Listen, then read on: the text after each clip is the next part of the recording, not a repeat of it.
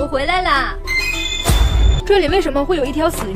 这不是我干的，妈妈。难道是七宝？妈妈，你忘了，七宝已经死了。